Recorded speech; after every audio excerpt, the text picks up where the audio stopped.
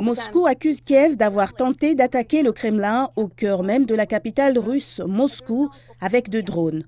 À la suite d'actions ponctuelles prises par l'armée russe et les services spéciaux utilisant des systèmes radars, les appareils ont été désactivés. L'écrasement et l'éparpillement des fragments n'ont fait ni victimes ni dégâts matériels. La Russie considère ces actions comme un acte terroriste planifié et une tentative d'assassinat du président russe Vladimir Poutine. Selon le Kremlin, le président Poutine ne se trouvait pas au Kremlin au moment de ces attentats. Il se trouvait dans sa résidence de Novo-Ogariovo à l'extérieur de la capitale russe. Son emploi du temps n'a pas changé et Moscou prévoit toujours d'organiser le défilé militaire du jour de la victoire sur la place rouge. Le Kremlin a affirmé qu'il se réservait le droit de prendre des mesures de rétorsion où et quand il le jugerait nécessaire.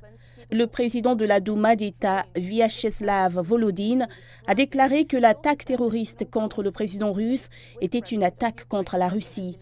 Il a ajouté que les législateurs exigeaient l'utilisation d'armes capables d'arrêter et de détruire le régime terroriste de Kiev tel qu'il le décrit. Il a également affirmé qu'aucune discussion ne pouvait avoir lieu avec le président ukrainien Volodymyr Zelensky. Les autorités russes ont également évoqué la nécessité de renforcer les mesures de lutte contre la menace des drones. Dans une déclaration, le maire de Moscou, Sergueï Sobyanin, a indiqué que les vols de drones seraient interdits à moins qu'une autorisation spéciale n'ait été obtenue auprès des autorités gouvernementales.